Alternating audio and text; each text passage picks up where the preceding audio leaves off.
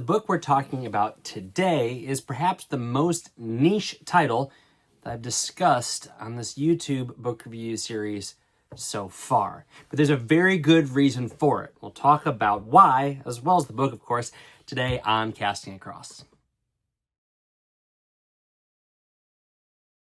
Hi, I'm Matthew of castingacross.com, where I explore the quarry and culture of fly fishing.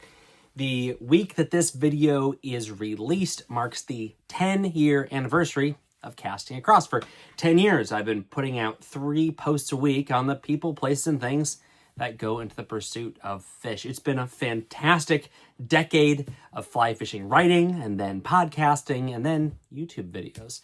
I've been able to meet some phenomenal people, have some amazing experiences, and catch a couple of fish along the way. And one of the passions, really since day one, has been fly fishing writing. And so this YouTube series has been a passion project and an extension of the writing that I have been engaging in at Casting Across for the last 10 years. And the book that I'm talking about today actually played an integral role in Casting Across, and it kind of dovetails into the fly fishing books that I've been talking about.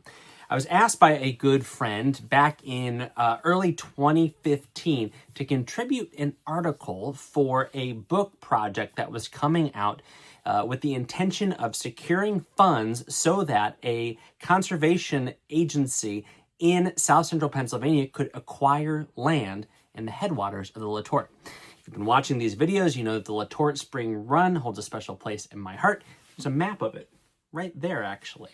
And I've talked about a number of books that focus on the Letort, some of the famous authors and anglers that called the Letort their home waters. I spent a handful of years, many times a week on the Letort. So it's a special small creek, but it's imperiled. It is not the stream that it was. It's a historically notable stream that still offers good fishing, but it is not the kind of stream that is going to give you a dozen or 20 fish day, and you're not going to automatically land yourself that 20-inch brown trout, although they're still there. And so I leapt at this opportunity to write for this book, and later that year, the book came out. But in the intermediate time between my writing of this article and this book coming out, that's when I started Casting Across. Writing this article was kind of one more confirmation that I wanted to write about fly fishing. But without further ado, what's the book? It's The Letort, a Limestone Legacy. It's compiled and edited by Mike Klimkos. Mike is a friend and an angling mentor of mine and a fly fishing historian, particularly for a couple of parts of Pennsylvania in his own right. And he is the best kind of historian, somebody who has a more than sufficient knowledge to communicate the information that's essential, but he also knows who to talk to get those firsthand and eyewitness accounts. And so this book, again, was written to procure funds so that this imperiled headwater region of the Letort could be acquired. There's 2 branches that form a spring creek that flows then for roughly about 9 or so miles through the town of Carlisle. And both arms of the headwaters had been used for aquaculture, farming of watercress in particular, for decades and decades. And not only did this lead to water diversions and changes in flows, but also the herbicides and pesticides that were introduced were not only kind of trickling into the main branch of the stream, but there was a couple of major spills that caused some significant damage both to the fish and, almost more importantly, to the insect life that supports the fish in the Letort. And so the opportunity to acquire one of the branches, the land around it, came up. And so the Central Pennsylvania Conservancy reached out to Mike to help put together this project. And then the $28.95 or whatever from every book sold went to acquiring that land. And it worked out. And so you go there now, and there's a beautiful park. You can walk along the stream, and it's being restored every time I go back. I mean, living in New England, I get back maybe once or twice a year, and it's amazing to see the woodland stretches kind of coming together as well as the meadow stretches. It's an amazing place where the biodiversity is just off the charts as far as the birds that you see, the insects that you see, and then, of course, the fact that the fish are there also. It's a truly beautiful, quintessential South Central Pennsylvania scenery. So the book, though, first of all, the book's hard to come by. It was a kind of a limited publication for this project, but it's definitely worth picking up. There's some reprinted essays in there about some of the prominent individuals that haunted the Letort, Charlie Fox, Vince Monero, Ed Schenck, and then some portions of their writings are included in this. And then you get to something cool. This was, what I was asked to be a part of, which was reflections on the Letort.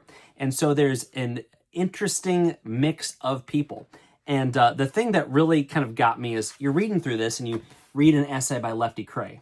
And then simply, out of the nature of the alphabet, you go from K to L, and the very next author is me.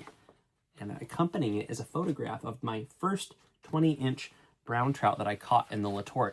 It was a fish that I had stocked for a couple of weeks. It was a free riser. That is to say, it wasn't only rising to hatches. It was actually just rising all the time to anything and everything that came by. And it took me 2 weeks because where it was sitting, the current actually reversed before it went forward. And so I had to put this cast in a precise place, and I would spook him. I would cause some problems with him, and eventually I caught him and landed him. And so I talk about my love for the Letort in this book. It goes on then to give a timeline of the conservation and some of the major issues with the Letort. So again, it's a very niche book, but it's a special book, especially if you have an interest in fly fishing history, South Central Pennsylvania, the Mid-Atlantic, East Coast, and the fly fishing literature that, again, sprung from this region was so profound and pronounced. It was fun to be a part of this project, knowing that in some small way, the contribution went to securing this land and preserving it for anglers and bird watchers and walkers and people who just want to see something beautiful in an area that had been significantly developed and compromised, but there's a bright future in store.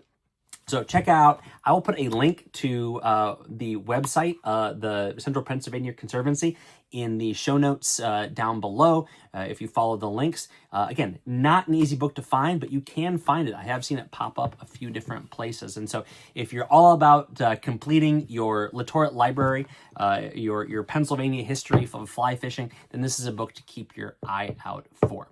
Then head over to castingacross.com, where for 10 years, there's been 3 posts a week on the people, places, and things that go into the pursuit of fish.